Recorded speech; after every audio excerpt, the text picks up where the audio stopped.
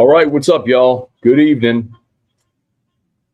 Welcome into a victorious, albeit I would assume a little more somber whiskey and wine than a week ago, man.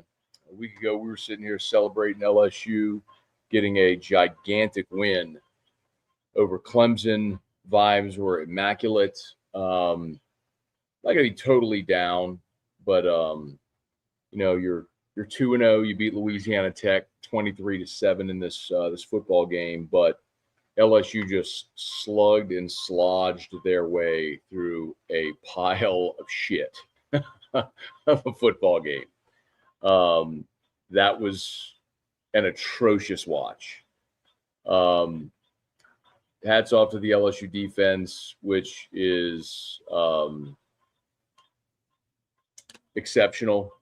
They were awesome again in this ball game.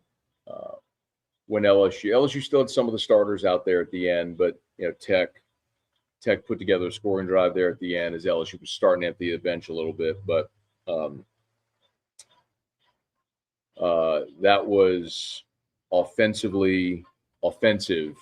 and my goodness, in this ball game where you paid Louisiana Tech $1.6 million to come down and get their ass kicked. That probably cost you a lot more than $1.6 million if the injuries to Braylon Moore, Trey'Dez Green, and Jamari Butler are in any way serious. I know we're going to talk about it a ton. It's what everybody's going to want to talk about, so letting the audience build a little bit here. But the most glaringly obvious takeaway from this game, like the most glaringly obvious takeaway, is how critically important Braylon Moore is to this football team. Like there is no 1A, 1B. Like your takeaway from this game is Braylon Moore, pray to God he's healthy. All right. We'll dive into all of this. We'll go through game flow. I'll get to a lot of your comments. Thank you for being here.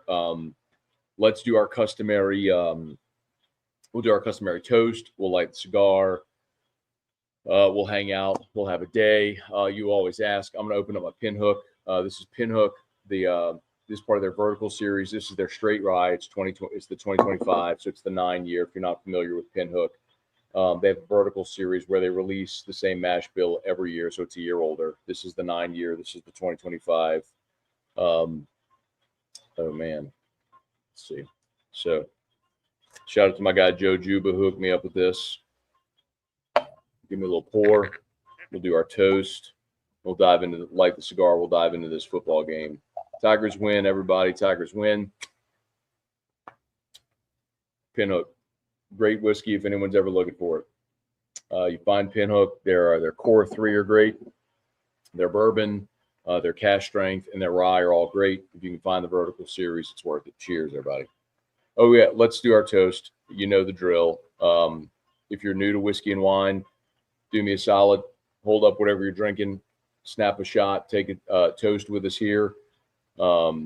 Tweet me, Instagram, story, Facebook, wherever. Appreciate y'all for being with us. Just snap the photo and toast. Cheers. Tigers win. Tigers win. Cheers, everybody. Cheers. Because let's say it this way. You could be Florida. I do want to talk about that as well because, if you missed it, Florida lost to South Florida. Also, shout out to our guys at Bocock. This is the 100-year Tiger Stadium cigar. Great stuff. If you go to BocockBrothers.com, use the code MAT15, MAT15, MAT15.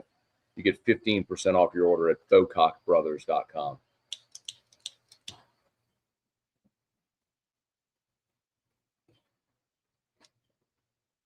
All right. Okay. Let's start with what I know about. So Gordy Rush, sideline reporter, He and I text throughout the game, so whenever there's injuries, he'll let me know what he knows. So Braylon Moore goes down, left ankle. We all saw it on replay. They bring him to the locker room. They have an X-ray machine in the locker room at Tiger Stadium, so they X-rayed him. Thankfully, he came back out still fully dressed. He was trying to do some calisthenics, some mobility, and snapping on the sideline with his helmet on. So he was thinking of going back in the ball game. Apparently still had too much pain, and so they shut him down.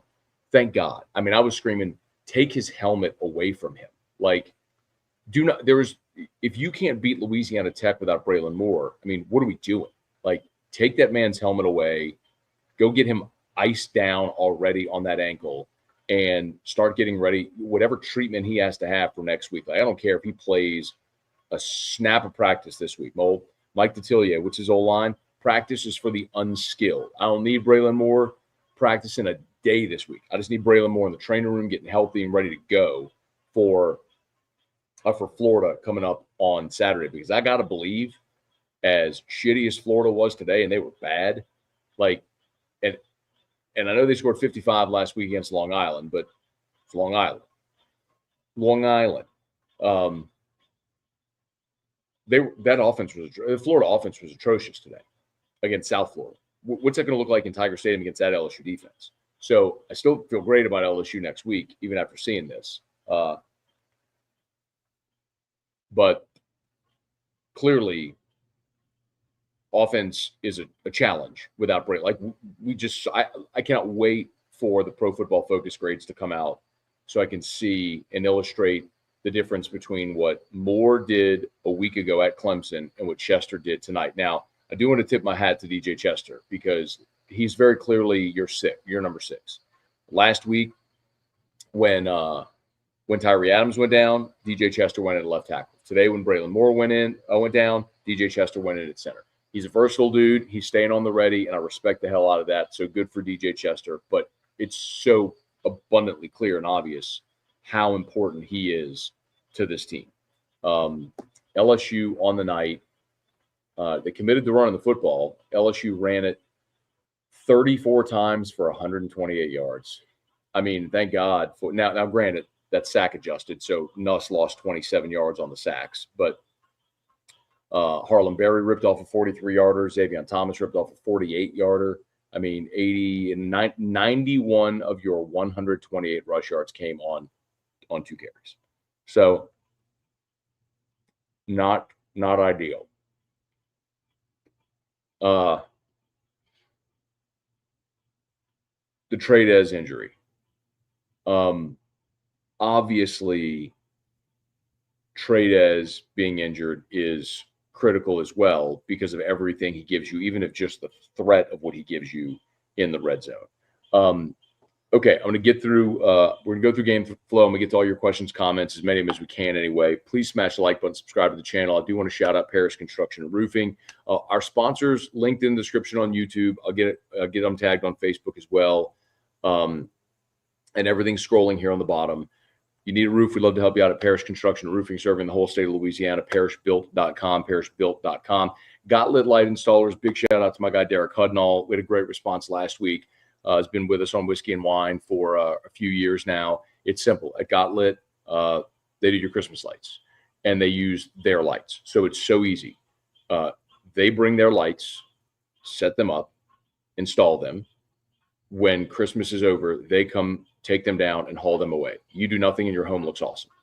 It is the best money you'll spend. It's so worth it.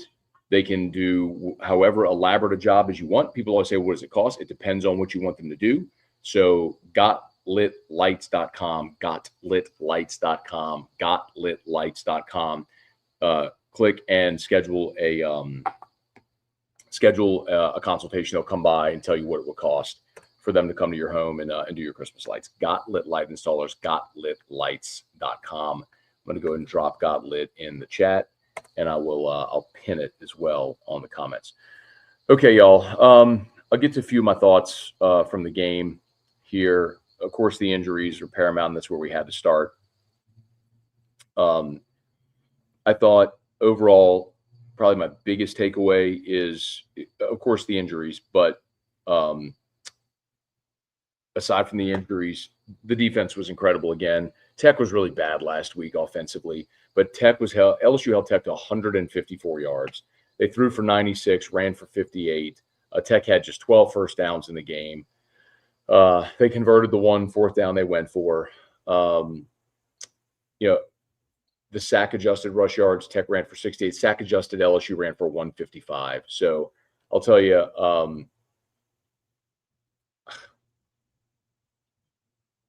I don't love that Nussmeier got sacked 3 times in this game, but I thought LSU's defense was just really, really good. West Weeks led your team with 10 tackles. Devon Keys had 9. Tamarcus Cooley 5. Jack Pyburn with 4. A whole bunch of dudes stuffed the stat sheet in this ball game. Pyburn and Jordan Gilbert shared a sack. Whit Weeks and Ahmad Bro shared a sack in the ball game. So Bernard Gooden continues to be a menace.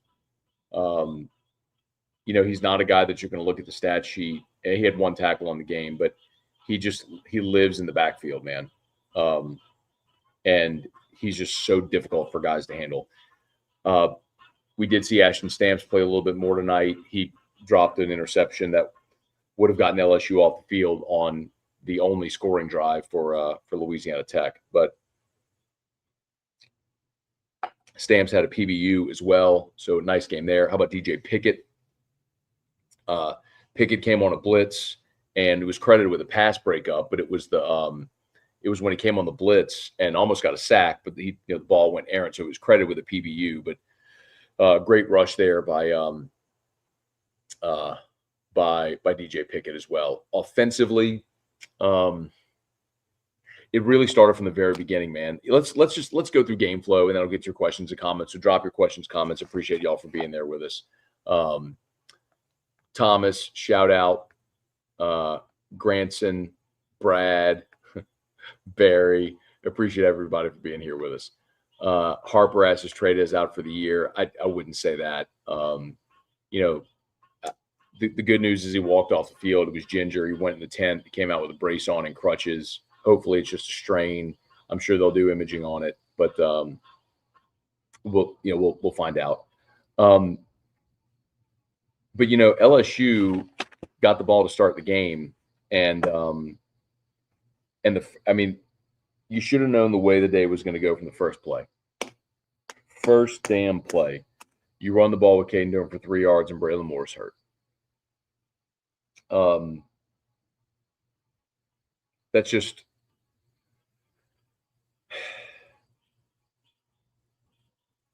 it's everything you do. It's the interior pressure. It's setting the protection. How many times did you see Nuss tonight flushed out? At least flushed out and rolling out because the pressure's coming up the middle. And that's not having Braylon Moore. We said it all throughout fall camp. Braylon Moore was absolutely outstanding. He's your best offensive lineman by a mile. And you didn't have him in this game, and you saw the significant drop-off. But even on that first drive, Nuss throws the interception. But on 2nd and 7, they throw to Nick Anderson. Nice to see Nick Anderson get involved. On 3rd and 1, they run with Caden Durham. And then the interception, the ball was intercepted on the deep pass to Barry and Brown, who was awesome in this ballgame. Y'all finally got to see why we all raved about Barry and Brown all throughout fall camp. But they take the deep shot to Barry and Brown. Barry and Brown's open, and Nuss underthrows it. I always get it. You'd rather underthrow than overthrow. Give him a chance to catch it. But Nuss underthrows it. The ball gets deflected up in the air, and he gets intercepted. If Nuss leads Barry and Brown, who's open, that's touchdown on the 4th play of the game. And it's like, all right, well, here we go. The State win? Oh! Mississippi State got the lead. Wow. Arizona State was up 2017, and State just pumped a deep touchdown pass. Wow, good for them. Michigan and Oklahoma are on 24-13 right now. Oh, it's 11. Oh, this is over. All right. Yeah, Bryce Underwood, 13 points. Congratulations, jackass. I'm just kidding. I'm sure he's a great kid. So you go from potentially scoring on a deep ball to Berrien Brown on the fourth play to an interception. Now they get the ball. Now you force a 3-and-out, and that was the theme of the game. Here was Tech's drives: 3-and-out punt, 4 plays punt.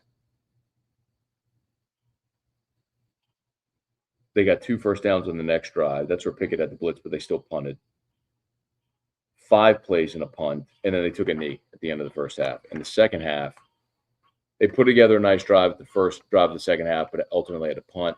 Then they went 3-and-out punt, 3-and-out punt, 3-and-out punt. That's where they muffed it and had to punt, where it muffed off of Xavier Thomas. He had to punt again, and they punted again and got lucky. And then they had the touchdown drive. So, I mean, you forced 3 straight 3-and-outs in the second half. You had 3. The defense was awesome. I mean, Tech's not very good. The defense was awesome. 1, 2, 3, 4, 5. You had 5. You forced 5 3-and-outs in the football game. 5 3-and-outs, a 4-play drive, and a 5-play drive. I mean, defense was awesome. Tech had 100 and Tech didn't even have 200 yards offense. It was 100 and Tech had 154 of total offense. I mean, one thing. Look, I'm wrong a lot. I'm right on some stuff. I'm wrong a lot. I picked Clemson last week to win. I was wrong. I was right about the under. I was wrong about the winner. One thing I think I'm going to be right about, my bold prediction before the season started was that LSU would finish top 20 in the country in total defense again for the first time since 2017. And that looks like that's going to hit. They're awesome. They're awesome defensively.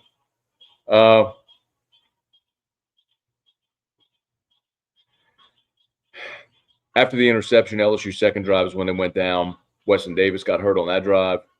They had an illegal formation and missed a 51-yard field goal. He blew a timeout. I mean, he was short the first time, had the length the second time, but missed it wide. They get the ball 3-and-out. You get it back. You finally put together a touchdown drive. It was a 98-yard touchdown drive. The interesting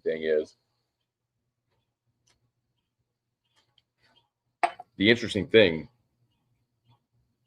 about LSU offensively, by the way, hat tip to Tech's punter. That was another big thing in this ball game. The average starting field position for LSU was shit.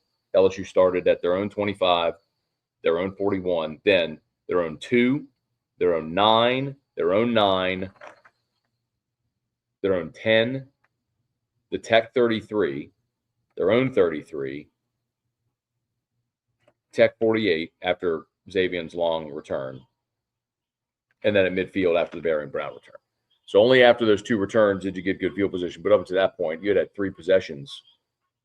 Your 2, your 9, your 9, and your 10. I mean, four possessions started at your 10 or deeper. So Tech did a great job controlling field position and make you drive the length of the field. But the touchdown drive was the first touchdown drive was a 98-yard touchdown drive. You went 11 plays, 98 yards, 5:37 off the clock for the first touchdown, which was the Nick Anderson touchdown reception. By the way, great to see Nick Anderson. I know a lot of people asked last week where was Nick Anderson. And sometimes I know Sloan said it, but it's true. When you have that many weapons, some days it's just going to be certain guys' days. Last week, Bauer Sharp led your team in receptions. I don't know if Bauer Sharp had a catch in this game. Maybe one. Bauer Sharp had 1 catch for 8 yards. So he was targeted 3 times, but 1 catch for 8 yards. Remember last week, 6 guys carried the ball, 9 had a reception. Today, Harlan Berry, Xavier Thomas, Caden Durham, Berrien Brown, Juwan Johnson, Caleb Jackson, Garrett Nussmeier. 7 players had a rushing attempt. And then Brown, Anderson, Thomas, Nick Anderson, Caden Durham, Bauer Sharp, 6 had a reception. So admittedly a little surprised that we didn't see Hilton more involved. Chris Hilton did draw a pass interference on – it was the back-to-back plays where they had this is the drive where LSU stalled. They're up 7-0. back-to-back PIs against Hilton and Xavier Thomas. LSU ends up at first and goal at 7 and ended up settling for a field goal. That was a bummer, man. You had 2 goal-to-go possessions, one from the 7 and one from the 6, and you settle for field goals. I mean, this was a giant problem a year ago. The fact that LSU's inefficiency in the red zone was a problem. Their inability to score touchdowns in the red zone was a problem. It cost them last year against Florida in a game they lost. And that wasn't great tonight against Louisiana Tech to end up with 2 possessions inside the 10-yard line and to come away, goal to go situations, and to come away with field goals against Tech. Like, that's a problem. I'm not a fan of that in any way. Let's see if Mississippi State's over. I got 30 for 30 on. All right, y'all. Please smash the like button. Subscribe to the channel if you're on YouTube. Facebook, please like the page, share the post. Glad to have you hanging out with us here. Tigers win 23-7. Let's get some of y'all's comments. I'm not going to go through the whole game. Let me just run through the headline notes I had. Barian Brown was awesome. He finished with 8 catches for 94 yards. Last week, it was Aaron Anderson with 99 yards. Today, Barian Brown, 8 for 94 and had the long kickoff return. Barian Brown had the big on LSU's first touchdown drive. It was 3rd and 8. Barian Brown came up with a 16-yard reception. I thought that was huge. Nick Anderson, 8 catches for 73. No, I'm sorry, that was Aaron. Nick had 3 for 17 and the touchdown. And I think they were all early. He had 1,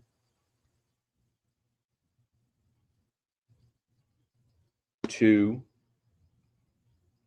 I don't know where his 3rd reception was, but he had 1 on the first drive for 6 yards, and they had the touchdown reception. And I'm looking for the 3rd one. Not that it matters. It might have all been. Yep. And then nope. Yeah, he had 1 on the first drive, 1 on the second drive, and then the touchdown. The touchdown was his last reception. So he had all 3 of his receptions in the first 2 drives. But great to see. A lot of you asked last week, where was Nick Anderson? We saw it. Good to see him get involved.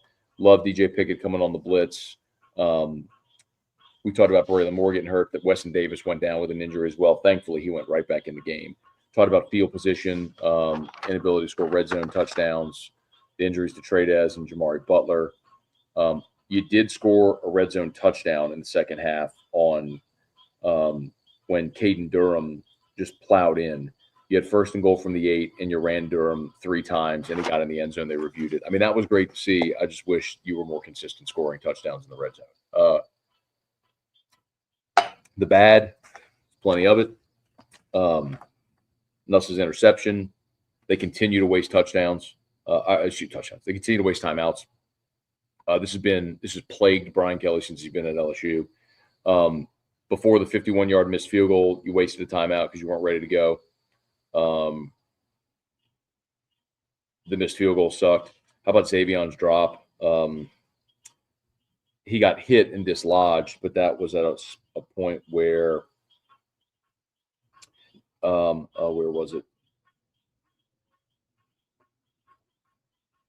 Where was it?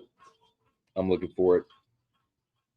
I mean, Xavier on the first touchdown drive, crazy though. You had Barian Brown had a 16-yard reception on 3rd and 8, and you had the Xavier after the legal shift to make it 2nd and 15. Xavier Thomas had the 48-yard run, which was awesome. So Xavier was great, but I'm looking at my notes, I can't find it. How about Xavier fumbled as well, where he was hit hard, the ball went out of bounds. Same drive where you were sacked. You ended up punting in that drive. Golly. I mean, you end up at the 43-yard line. You're in 43. Harlem Berry started that drive with an 11-yard run. You convert another first down. There's a PI, so you get another first down. You're out at the 43-yard line. Harlenberry false starts. He's leaning forward, gets caught leaning forward. And then you give up a sack and you have to punt. I mean, they just were so out of sorts in this ball game. You were off the opening drive of the second half. You're off the field, 3 and out, run for 2-yard loss, reception for 3 yards. You harass the quarterback on 3rd and 9. He just throws the ball away. You're going to be off the field. Jacoby and Guillory, hands to the face, 15-yard drive continues. Then on the first play, they have a holding penalty, but then you also have a personal foul on West Weeks for the late hit out of bounds, which was a bullshit call. The refs missed it. But anyway, I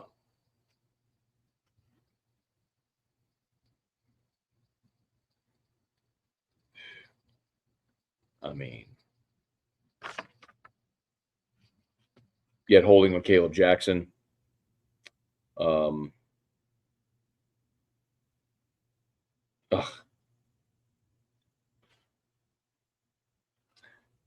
had the pass interference on West.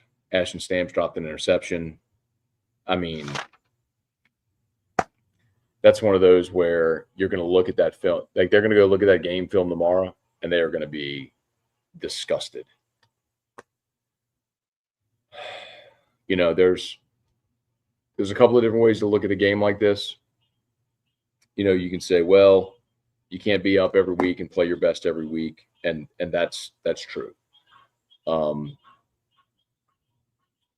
But for everyone who says, you know, playing a game like this, well, it's a great opportunity to get your guys some rest and get some young guys some experience. And now what?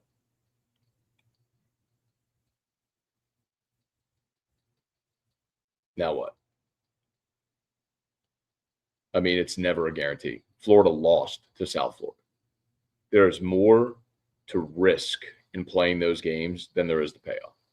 The risk is greater when you deal with injuries, the potential of losing a game like that. I mean, ask Florida. You paid $1.6 million to Louisiana Tech to come in for that game. A game where you played like shit, and your starting center and your freak show tight end and your 6-year senior defensive end all got hurt, and we'll see what their prognosis is.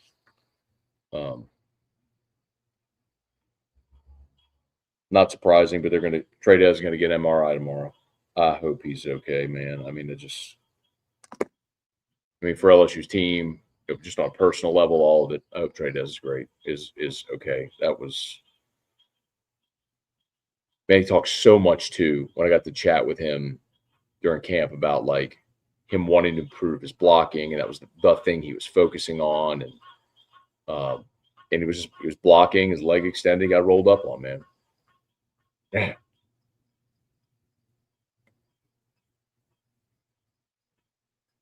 The new announcer guy did not do The Sun is Set in the Western Sky. It's nighttime in Tiger Stadium. You see, here's the thing, man. It's not Dan Bornay anymore. He's doing his own thing. That's Dan Bornay's line. So there will be new traditions and new things. So just all get used to it. All right.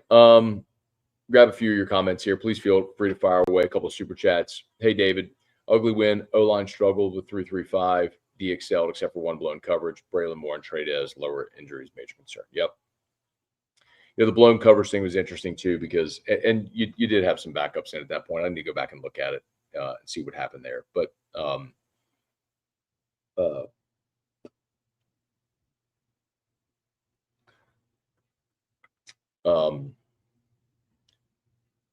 you know, you had a blown coverage last week against Clemson. I've said this before, y'all. If you haven't, you should go watch Handycast. It's Charles Hannegriff, Richard Dixon, and they get the all 22 and they do some film breakdown of some of the plays. And you know, the final play of the game last week against Clemson, brother, like if Cade Klubnik just steps up in the pocket, it's touchdown. But the exotic blitz from Baker, where West and Perkins looped, had Klubnik confused, and he flushed to the right, and Perkins just shot out of a cannon and forced the incompletion. But I'm here to tell you, man, like, if he stays in the pocket, that's a tie game, and you're probably going to overtime. Jacob, glad LSU won. Pissed my Virginia Tech Hokies losing to Vandy. But on our station pick'em, I picked Vandy, and then this morning I texted Chris Marler and I was like, "Hey, change the graphic. I want to pick Virginia Tech."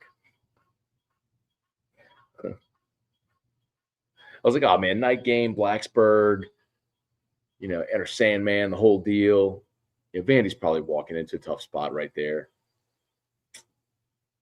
Big Jake with $4.99 super chat. Appreciate you, Big Jake. Blake Baker QB for Heisman. How about that? Yeah. I noticed that this week that a quarterback named Blake Baker. Let's see. Are you still confident LSU being a national title contender? Love your content. Go Tigers. Thank you, man. Appreciate that. Absolutely. I'm not. Now, look, I'm not going to overreact to a game against Louisiana Tech. I'm just not. You're not going to play your best every week, and nobody gets up for those games. I mean, I get it.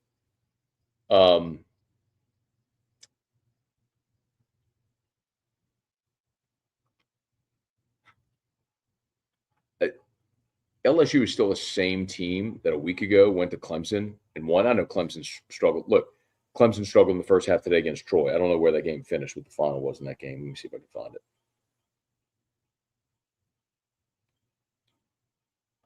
Clemson finished. Clemson won 27-16. And they were losing at half. I mean, that was a 16-3 Troy lead at half. And Clemson came out in the third quarter, put up 17. They shut them out in the second half, won 27-16. But Clemson played like shit. Florida played like shit and lost. LSU played like shit and won. I mean, it's the nature of these games, man. Like, sometimes you're not going to give your best effort 12 times.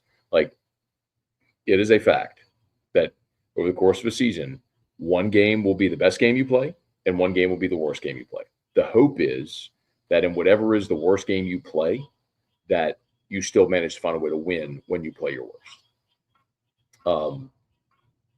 Like last year, LSU's worst game was Alabama. It showed they got their ass kicked.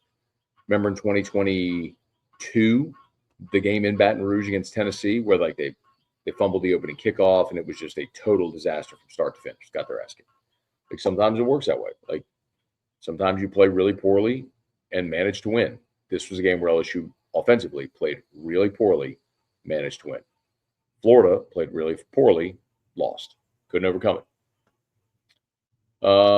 Hey, Benny, opinions on Sloan tonight. Why did he run the ball inside the 10 for all three downs twice? No PA, nothing, just horrid. Yeah, see, here's the thing, Benny. PA play action. So it's easy to say that, and then they have a possession where they run it three times to Caden Durham and score. Like, I think Joe Sloan is fine. Like, I know it is like my feeling on play calling is generally it's a fan echo chamber. Look, I mean, this is Derek asked the same thing. How do you feel about Sloan calling plays? Like, I think the creativity in the offense is awesome. Like the different ways that they're using Barry and Brown, Aaron Anderson, Xavier Thomas in the running game. I mean, like, I don't know what you're hoping to see. Sometimes you have to execute. Like, we talked about the interception. Nuss is in the fourth play of the game. Barry and Brown is wide open. It's a walk-in touchdown. He dialed it up perfectly, and Nuss missed him. Like, Nuss was off in the first half. He just didn't have his best day. Does that mean the play call was shit? Your fifth-year senior quarterback missed an open receiver downfield. Underthrew him, it got deflected and intercepted. Should have been a touchdown. And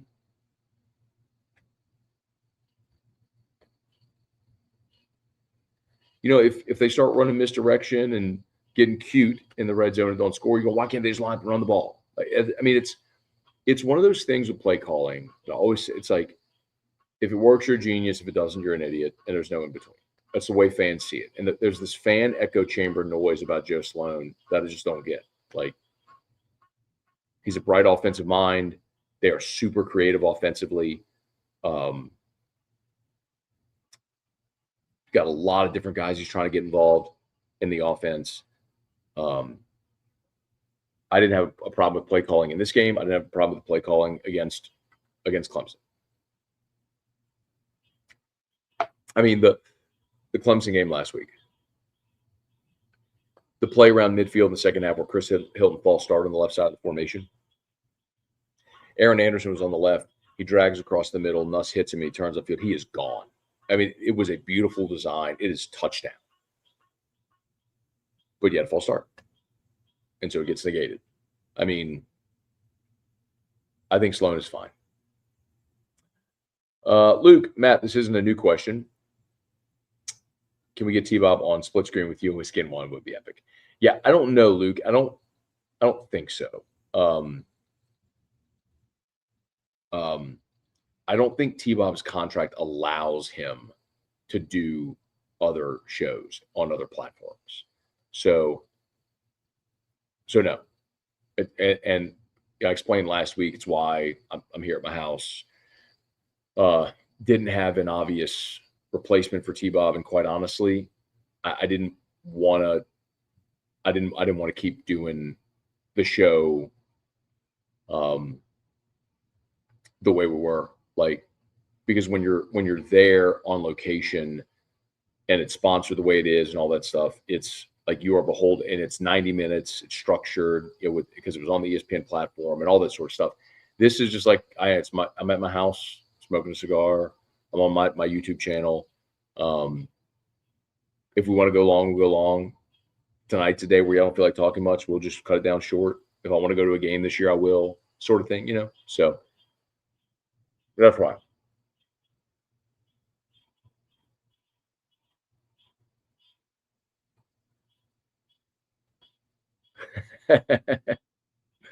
Mark Allen, 3 injuries for a run-a-win.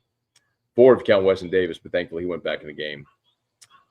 Peyton, what's Austin Thompson's role on the sideline? Notice he's always got a headset on, close to BK. Yeah, that's a good question.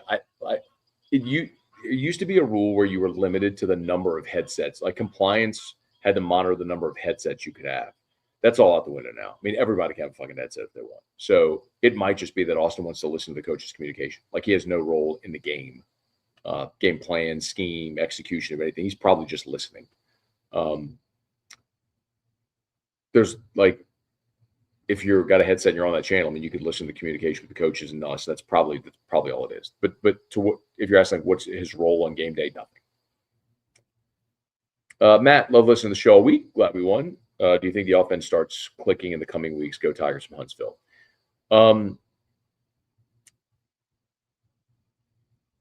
I thought the offense last week was really good. I mean, Nuss was only sacked once. You were really good in the short and intermediate passing game, which I thought was a great adjustment because the slower developing plays weren't really going to work for you. I thought you stayed committed to the run against a really good defensive front. You ran for over 100 yards. Was it 108 last week or 128, whatever it was last week after the sack adjusted? I thought that was good. Today, I thought losing Braylon Moore hurt badly, and I thought the execution was shit. Like, that's a team like this. I respect this. Benjamin, who said Tech's a good program. I think the world of Sonny Cumbie. Defensively, I think that is a pretty good team. They had some good players. I mean, Colby Fields was an SEC guy who transferred. We all know that. But that's a team that a week ago had 3 points in the first half against Southeastern Louisiana. And one of their touchdowns in a 24-0 win was an 80-yard fumble return for a touchdown. Like, that's not a very good team. this was a day where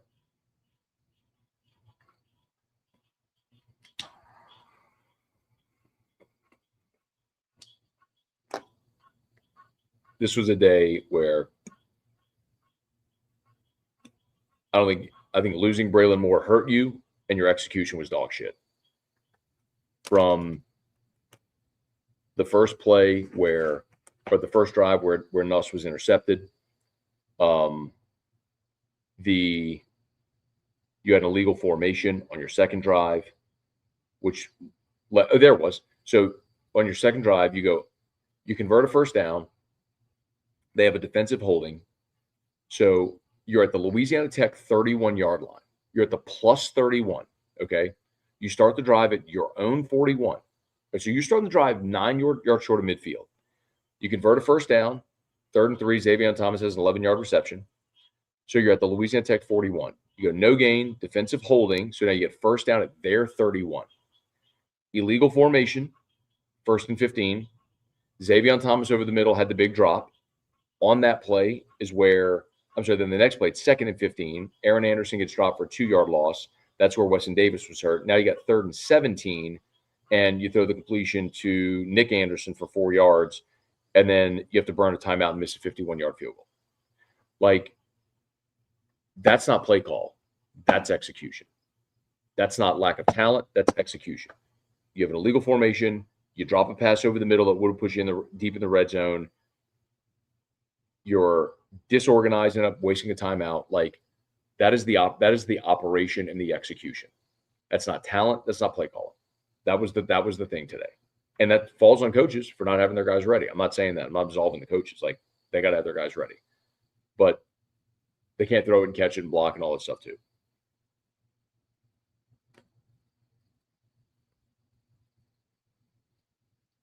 Let's see. Bama looks like a much harder win after today. Oh, come on. Because they hung 50 on ULM. I mean, who? Like,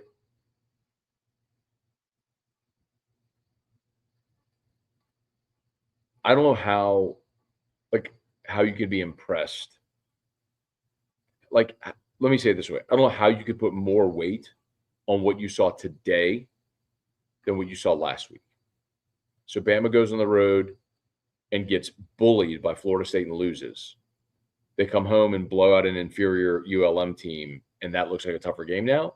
Or is it that they played a shitty opponent and their athletes on the outside were able to run? Like, that's my thing about Bama a week ago. Like, Bama, I think, has athletes. They got skill guys. What was Bama's differentiator forever was the line of scrimmage. Bama was so good and so dominant on the line of scrimmage. Like, they got the shit kicked out of them on both lines of scrimmage by Florida State. So I look and I go, LSU's defensive front seven? What's that going to look like? Oklahoma? I don't know if y'all kept an eye on that game. I had that game on the second screen. Oklahoma, but for the 70, Michigan on the first play of the third quarter ripped off a 75-yard touchdown. Aside from that, Michigan didn't do shit offensively. All right. Please smash the like button if you would. Subscribe to the channel. Facebook, like the page, share the post. Brother Jay said you don't embarrass an in-state opponent. I've seen enough. Look, man, I've seen LSU score 60 on in-state opponents. Whatever. It's not that at all. I don't think that was the case at all. Cole asked for an update on Braylon Moore. Here comes a Bama rant. Take cover. The update on Moore is that he went into the locker room. They have an X-ray machine in the locker room. So went in the locker room for an X-ray, obviously negative, which is great. Came back, was doing some agility stuff and trying to snap and block. Still felt pain. So they shut him down. We'll see the severity of the sprain. And Trey Des is having an MRI tomorrow. So we'll know tomorrow what the latest is with Trey Des. Let's see. Joseph Campisi, just as we thought, the O-line stunk up the place. I think what you saw is, yes, by the way, yes. But I think what you saw is how critically important Braylon Moore is to that whole operation. We would go out to fall camp and they would do this pass rush drill where it's a one-on-one pass rush drill. And the way they set it up is they would line up, like the starting five would line up, but only one would go at a time. And you did that to create like the natural lanes that you'd have at a game. Because you don't want to just like have guys looping 5 yards. You want it to stay natural, like when you're in a phone booth, having to operate there. And I don't know that I ever saw Braylon Moore lose a rep. I mean, he is outstanding at snapping the football, getting his hands up, getting in his stance. I mean, he is an outstanding interior pass blocker. His Pro Football Focus grade last week was like an 88 pass blocking. You go from Braylon, and by the way, he's also responsible for making all the calls, identifying the mic, getting the protection set, all of it. He comes out of the game after one play. DJ Chester goes in. You see how dramatic a drop-off that was. Felt a lot like last year. So, man, look, if I hope Braylon Moore is good to go next week, I almost think like, look, you can get Braylon Moore. If you can get him ready to play next week, then you can give him the week off after that because you play Southeastern. So, like, just get him ready to go in whatever capacity he's in. Because I think, like, 80% Braylon Moore is a better option than Chester at center. Like, get him ready to go against Florida. Give him the week off against Southeastern. And then get him ready to go again when you got to go to Ole Miss. That would be my thought, And then after Ole Miss, you got your open date before you play South Carolina. You can manage it with Moore, but I think you saw just how critically important he is. Let's see what's going on with Chris Hilton. What's going on with Chris Hilton? I mean, Hilton is your deep threat, but I think you're also seeing so is Berrien Brown, and Berrien Brown is awesome. So I think he's taking a lot of those reps. I mean, Chris was out there tonight. He was targeted a couple times. He drew a PI, and then they threw to him once in the end zone as well as he was going across the back line of the end zone, the ball to the back left pylon. That was incomplete. But all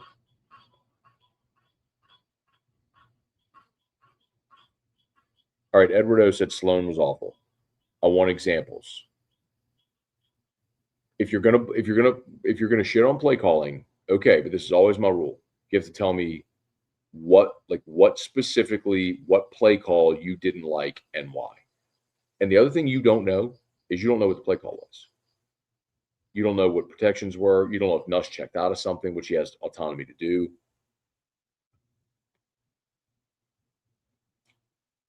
Again, it's just a convenient fan echo chamber thing to just shit on the play call. That's what happens all the time. Ryan Smith, 9-3. Hey, man, if this team goes 9-3 after beating Clemson, that would be a massive, massive disappointment. A monumental disappointment. And I don't think that's the case at all. I think LSU is going to beat the shit out of Florida next week in Tiger Stadium.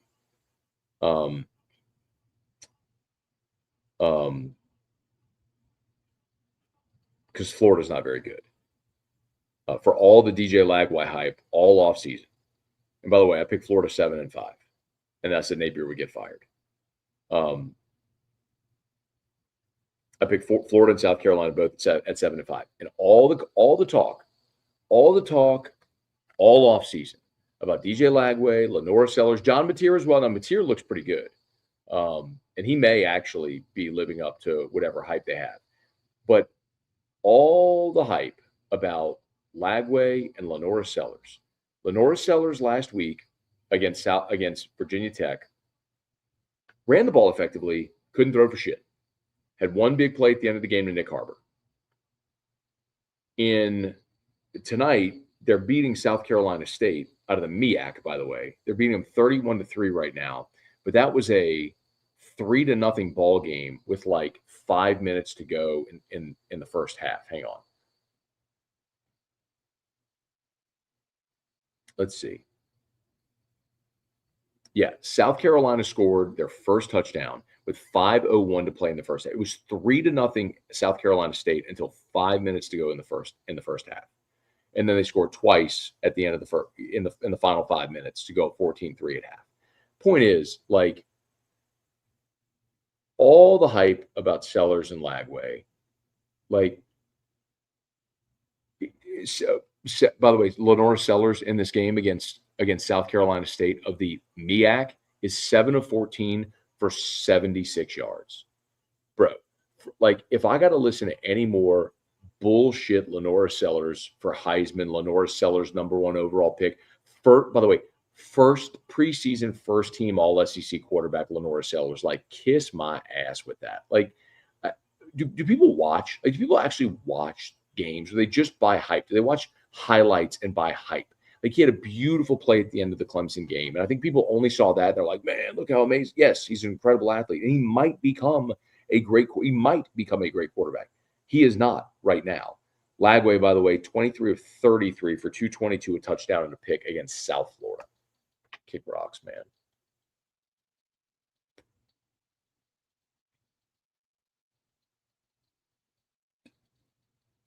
I mean, same with Arch. They buy. Someone just said it. Here it is, Mike. Same with Arch. Like, my point that I made all summer is it is really hard to win in the SEC. It's really hard to play quarterback in the SEC. Like, experience matters so much. Look at Nussmeier a year ago. There were times Nussmeier was really good. There were times where he made boneheaded mistakes, cost you games. You went 8-4. 8-4 with a quarterback threw 4,000 yards. I'm not putting that all on Nuss. You didn't have the ability to run the ball. But point is, like, we all expect he's going to be much better, make better decisions with the football this year than he did a year ago, naturally. So, anyway, Sellers, Lagway, Arch may all end up being awesome players. But to just assume they're gonna be is without having shown it, whatever. Hold on. So Jared said, so Nuss looked better than Lagway tonight. Here's the point. I've seen Garrett Nussmeier on the road at Clemson play awesome and win you a game. I've seen Garrett Nussmeier in road environments and home environments throw for 4,000 yards. Like, we've seen it before. Like, I don't have to guess what he is. We know what he is. With the other guys, they haven't done it yet. I mean, DJ Lagway last year threw, was it 12 touchdowns and 9 picks? I mean, his numbers were comparable with Michael Van Buren, who's sitting on the bench at LSU right now in the 8 games he played for Mississippi State.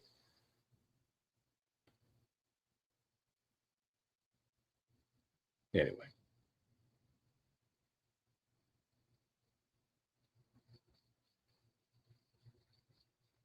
Pierce Lee, did anyone win the Powerball? I don't know. Hopefully I did. I went into the Parish Construction Roofing, by the way.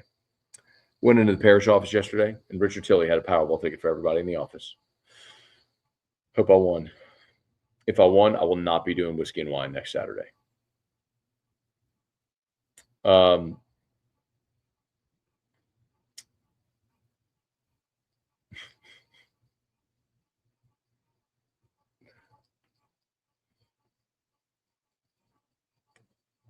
This is an absurd comment. Van Buren is a Nuss level quarterback.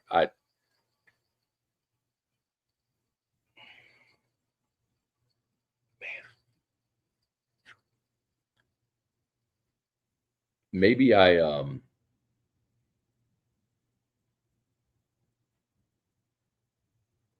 just have the luxury of having seen them a ton in fall camp. I'm telling you, like, here's Jacob who said wanted to see Colin Hurley tonight. I'm just here to tell you, neither Michael Van Buren or Colin Hurley are helping you win a football game this year at all. If anything happens to where Garrett Nussmeier is unable to play for whatever reason, you are screwed. Neither of those guys is ready to help you win a game in the SEC right now. Could you go beat Southeastern with those guys? Yes. Could you beat any SEC team on your schedule with those guys? No.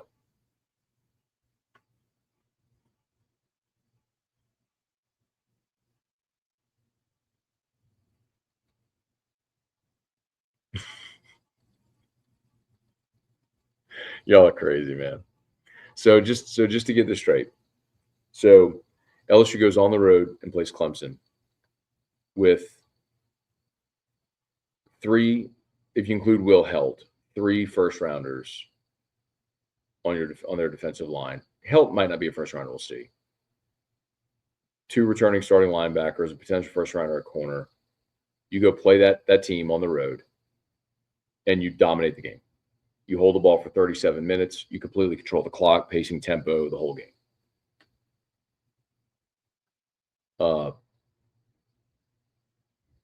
You come home, letdown spot, lethargic, shitty game, and now we're going to dump on the team. When a week ago, if I go back and read your comments from a week ago, it was all natty or bust. Y'all are crazy. That's why I hate these fucking games, man. That's why I hate playing these games. I hate playing there. It is if you beat Louisiana Tech 45-3, it's you were supposed to beat Louisiana Tech 45-3. If you have a game like this where it finishes 23-7, it's we suck. Nuss can't. What happened with Nuss? Sloan can't call plays.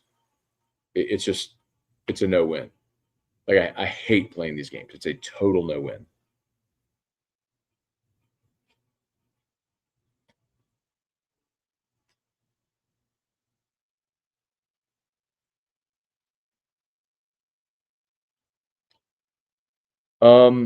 This one is weird to me, Tyler. Does anyone feel like we're missing something at wide receiver? You have to tell me what you think you're missing. I mean, what do you think you're missing? I mean, Aaron Anderson is dynamic, undersized, but so is Tyreek Hill. I love Xavier Thomas's versatility.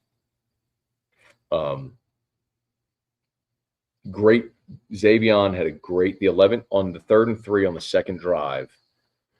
When Nuss was rolling to his right, Xavier was on the sideline coming back to him. Nuss threw the ball kind of low to where the sideline. Xavier went down right in front of Tech's bench and caught it. It was an awesome play. You have a 6'4" dude, Nick Anderson, that could fly. You have Barry and Brown that runs a sub 4.3 in the 40 who can fly. Chris Hilton who can fly. You have Trey Dez, who we'll see what's happened. He's 6'7". Bauer Sharp's a really good prototypical pass catcher. Like, what am I missing here? Kyle Parker's another guy who's playing really well. Like, what do you think you're missing at receiver? Like, what do you think you're missing? Taylor said Aaron Anderson was kind of quiet. So here's my point about perception meeting reality or whatever. Okay, so you think Aaron Anderson was quiet tonight? Aaron Anderson tied Barry and Brown with 8 catches to lead the team tonight. Brown had 8 for 94. Anderson had 8 for 73. He was targeted 11 times. Anderson was targeted 11 times. Brown was targeted 10 times. Aaron Anderson 57 yards after the catch. 8 for 73. And you think he was quiet? That's a quiet night? 8 catches on 11 targets for 73 yards at 57 yards after the catch is a quiet night. Like that's where I wonder, like, is it just that I'm a sober guy watching the game and y'all are drunk watching it so you don't actually pay attention, or are you just kind of in and out? Like, what is it? Like, this is my first drink of the day. Jacob asked, what am I smoking? I'm smoking Bocock. It's the 100-year Tiger Stadium Bocock cigar.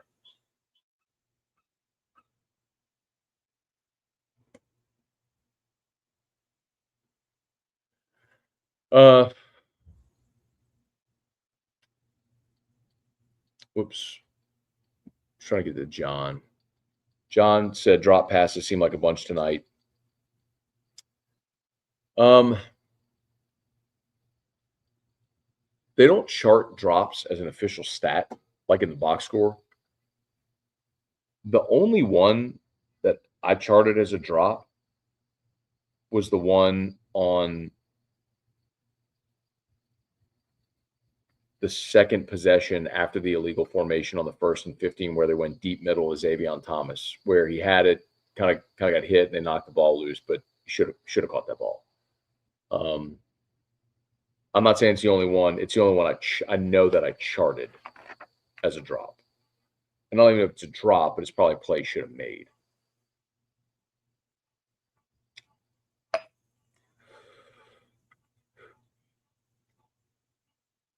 Only thing missing at wide receiver is the Nuss Hilton collection we've been waiting on, connection. But I'll tell you this, man. I don't disagree with you. But what I'm telling you is those targets are going to Barry and Brown. And it's hard to argue against that because you saw, like, you can just see Barry and Brown, how, like, thick and physical a runner he is in his routes and how he can fly. I mean, I know Chris Hilton. Look, I told you, man. The last two fall camps, not this year, but the previous two, Chris Hilton was the best receiver in fall camp, and he got hurt both years. It's devastatingly unfortunate. But in this fall camp, Barry and Brown was the best receiver in fall camp. Like, not, and it wasn't particularly close. We didn't get to see a ton of Nick Anderson. They're pretty cautious with him coming off the injuries. But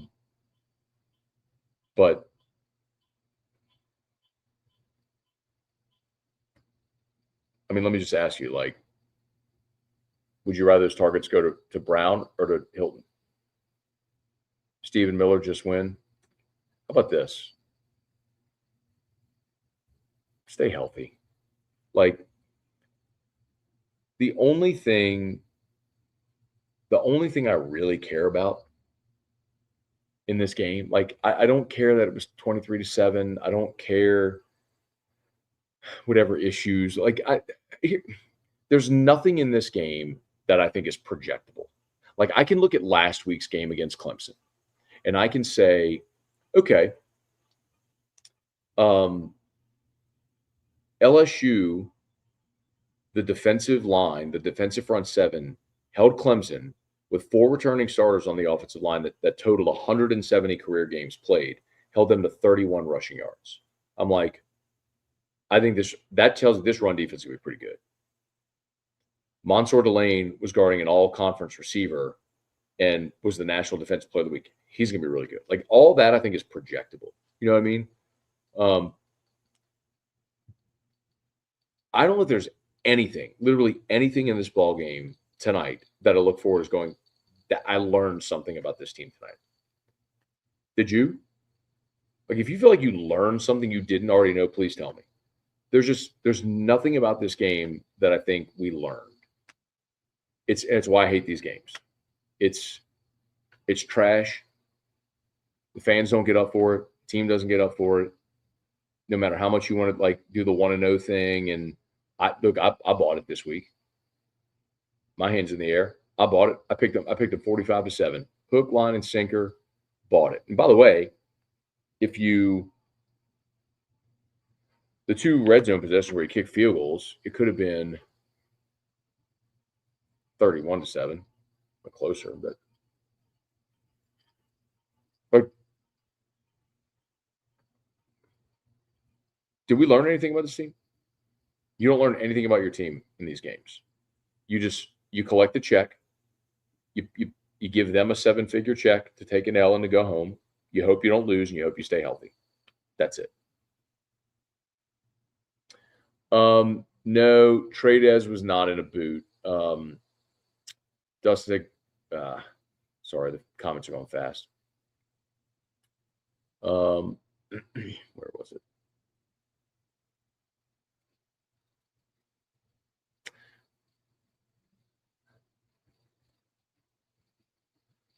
I can't find it. Sorry. Tradez was not in a boot. Tradez had a brace on his knee and was on crutches, and he's going to get an MRI tomorrow. Braylon Moore, his left foot was in a boot. He's in a walking boot on his left, and that's precautionary. Even guys that practice sometimes, like even in other, like this happened with Flage in basketball. Like when she was playing, she played, but after the game, she wore a boot when she had her injury. It's just a stabilization thing. So it's very common. So the fact that Moore was in a boot was just to stabilize that ankle. That's all.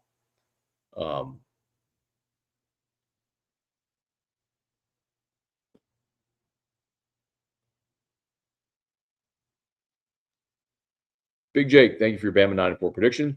Made me look smart at work. How do you think some of the guys like Peyton Crane and co missed it? I don't know, and I love those guys too, by the way. So I can't speak for them. Maybe my perspective on it is just, well, I mean, from the beginning with Bama, I knew culturally it would just be different. I mean, Nick is. I was watching a video today, popped up on my feed. It was Damian Harris telling a story about when he was a senior at Bama. They were going to play Tennessee, and he was late for a meeting. It was captain, by the way, team captain. It happened. He overslept. He was late for a meeting, and Nick didn't play him against Tennessee. And Nick went and told him before the game, he's like, "Hey, look, you're not going to play today, but it's not because you were late. It's because you didn't come and talk to me about it and take ownership of it." And the day Nick left, it was just going to be culturally different because he's different. He's a one of one. It was the easiest. Predicting Bama to regress. It was as easy as predicting the sun to rise. That's why I went so hard. You don't see me do stuff like that normally. That's why I went so hard with it. So it's not surprising to me to see them lose games the way they're losing games. But they still have talent. But it's like, it's just they resemble what everybody else is. Good talent. You're going to win some good games. But you're going to lose some. I mean, they may beat LSU this year in Tuscaloosa. Beat the hell out of LSU last year. LSU couldn't tackle a quarterback. But like it's an inevitability. Like Nick Saban's gone. Like you cut off the head of the snake. And I think too many people gave Kalen DeBoer a pass on last year. Like, what has he done to deserve credit? Well, look at his record. Okay, won games at Fresno State and Washington. I don't give a shit. Like, trying to win games in the SEC is a completely different monster. Look at Brett Bielema, y'all. Brett Bielema took Wisconsin to Rose Bowls, plural, Rose Bowls. Goes to Arkansas.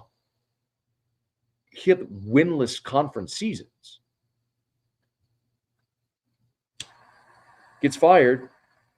Now he's at Illinois. He's got Illinois with their highest ranking since the 01 team that played LSU in the Sugar Bowl. Brett Bielema's a good coach. He just wasn't cut out for the SEC. And neither was Kalen DeBoer.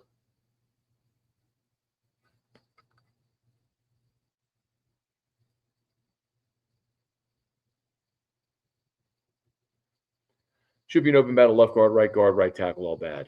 I'll disagree with you on Josh Thompson at right guard. And left guard where and again, the other thing too, man, it's like you are completely missing the most important variable, which is Braylon Moore. Like the domino effect of not having your starting center in there is so massive. And I mean, I don't know any other way to say it. Like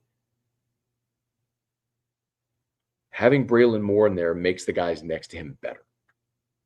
He's making the calls. He's responsible for his assignment, combo blocks, all of it. Like when he's gone and you regress there, everybody regresses. Like replacing those guys doesn't make you better. Braylon Moore makes you better.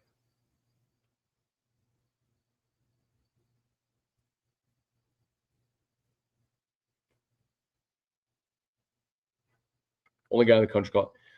In fairness, I did not pick them 8-4. I picked them 9-3.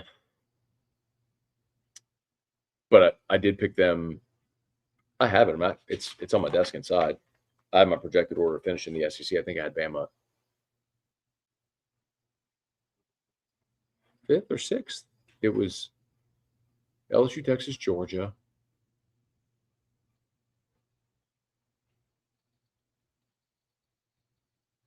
I had A&M.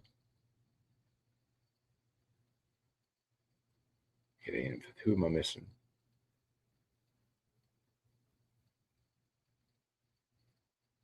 I forgot. Anyway, I got it written down.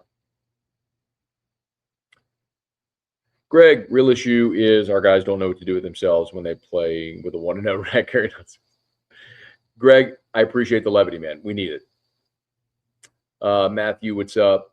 Get a few more here. Ask Kelly next meet availability. Why do we pay to play these low reward, high risk games?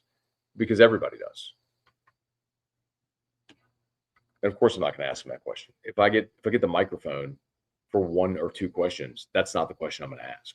I'm going to try to ask a meaningful question about this team, the game this week, a play. Like I asked this week in the press conference, I held the mic and asked 2 questions. I asked about Destin Hill because I don't think anybody else even knew Destin Hill was hurt. And he answered the question about the broken hand. And then I asked why Ashton Stamps didn't play. And he gave a great answer. He said, because we're going to play the guys that give us the best chance to win.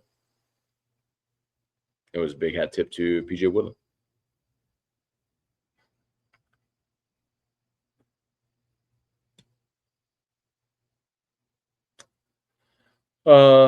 Jacob said Matt's a real one. I appreciate that. RB said, love you, Matt. I love you too. Hey, Thomas, been 2 games so far. The few number of false starts, holding penalties on the O-line is encouraging, at least more discipline than last year. Yeah, I mean, honestly, your penalties have been mostly on your receivers. You've had a legal motion, a legal shift, a legal formation. That's kind of been your bugaboo. You had a false start on Harlem Berry today. You had a false start last week on Chris Hilton. So really, it has been your skill guys more so with penalties. All right, y'all. Might wrap this thing up. I'm gonna go record Locked On. By the way, if you're not subscribed to Locked On LSU, I'd appreciate it if you were. Real quick, I want to shout it again for those who missed it earlier. Got Lit Light installers, gotlitlights.com, gotlitlights.com. Big shout out Derek Hudnall and the crew over there. Cal, they're awesome. It's so easy. I will hire Got Lit every year. Erica loves Christmas lights. I hate putting up Christmas lights. Like I literally won't do it. When we moved into this house, you know those star shower things? It's like a little, you know what I'm talking about? It's like the little projector. It's like a stake goes into the ground, just like projects little twinkly lights on the house. That's what I did for like the first 7 years we lived here because I refused to put up Christmas lights. So Got Lit, they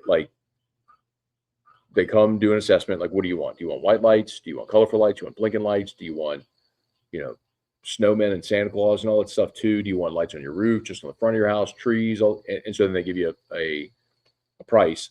They bring the lights. They install it. If anything goes, bulbs, whatever, go out during the season, they come and fix it.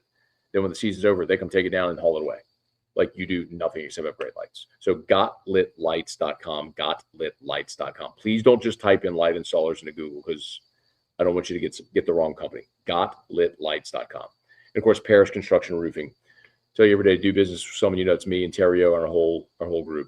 Parishbuilt.com. We'd love to give you that free, no obligation roofing inspection, commercial, residential, roof repairs, roof replacements. Parishbuilt.com.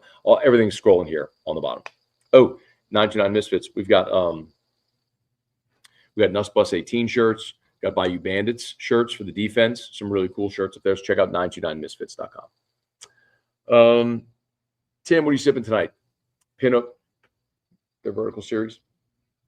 So if you're not familiar with Pinhook, I learned about Pinhook from shout out to Chase Parham, covers Mississippi State. Told me about Pinhook in 2017 or 2018.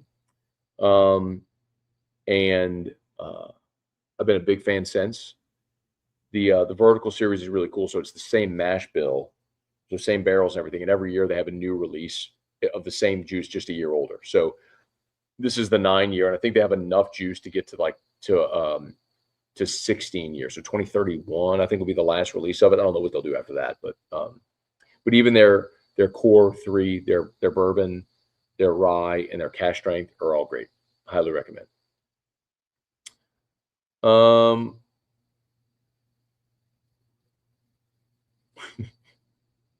Wait, hang on.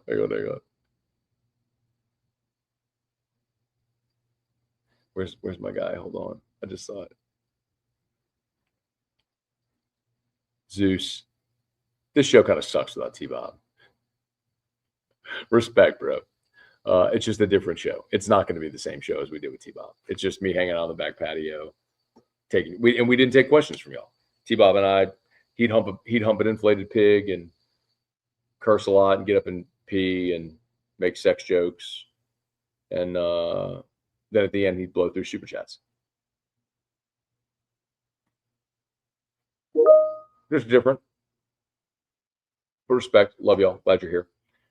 Offense has 365 yards, 128 rushing, 9-16 on third down. 9 of 16 on third down is really good. You're better than 50% on third down. That's fantastic.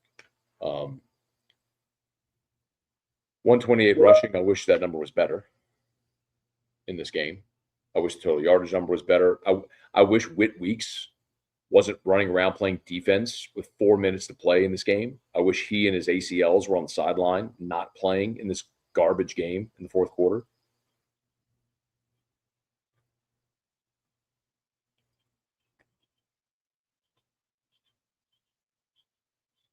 That's what happens when you don't show up ready to play, man. And I was saying earlier, man, I bought into it. I bought into the 1-0. I said no letdown.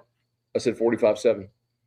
Walked into football ops this week and went into the team room where they have the press conferences, and they have, the where the schedule was, these big bars with the schedules, like 15 is 5, 3 rows of 5 with the whole schedule. And they covered them all up except just for that week. And when I walked in this week and I saw they didn't even display the Clemson win, it was just Louisiana Tech. Everything else was covered up. I was like, oh, they're locked in on the 1-0 thing. They won, but definitely a disappointing performance tonight. Not sharp at all. So here's the great news. Next week, when Florida comes in, now Florida, I think, just got embarrassed, and they're going to come out with piss and vinegar, ready to roll. I mean, Florida lose a game like that, you go one of two ways. You either go in the tank, right? You're either so embarrassed you go in the tank, it's over, or you show a little pride and you bounce back. Remember when LSU lost to Troy in 2017 under Ogeron? The next week they went to Gainesville and won that game 17-16. So I think Florida's going to come in next week ready to roll. I mean, I think next week is going to be a fast, physical game, man. I'm looking forward to next week.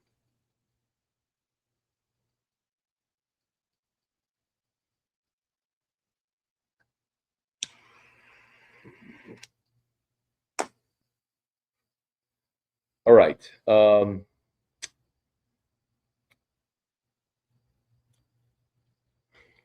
At least Bama beat ULM this year. Matt, if you win the Powerball, will I hear you Monday on 104.5? No. No, you will not. Did they already do the drawing? I need to go check my numbers.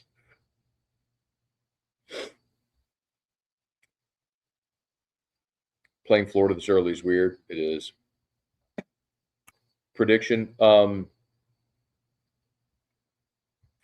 This is a good. I mean, Justin's not wrong here. Styles make fights. Louisiana Tech made this game ugly, but they did. They muddied the water, but at the same time,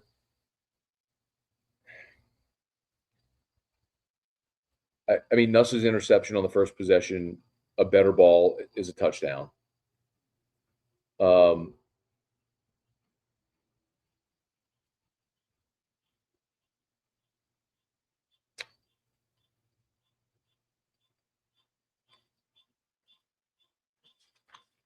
And then you had 2 possessions inside the 5 or inside the 10 where you didn't score or you didn't score a touchdown. I mean, it could have been, you execute a little better, it could have been better. So,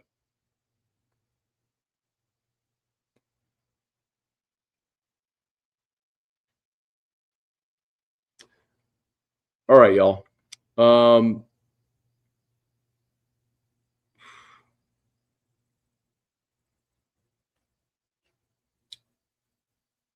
Damon, 10 TFLs, 3 sacks. What the hell? I mean, if you look and say, what was the difference last week to this week? Braylon Moore. Hope he's healthy.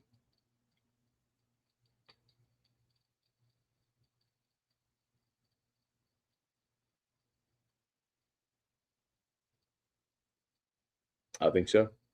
All right, y'all. Philip Leckhawk. Let's get out of here. Y'all have a good night. YouTube, please smash the like button, subscribe to the channel. Facebook, like the page, share the post. Go Tigers. Tigers win 23-7. I'm going to go record a Locked on LSU episode, so hopefully y'all will check that out as well. All right, be good. Go Tigers.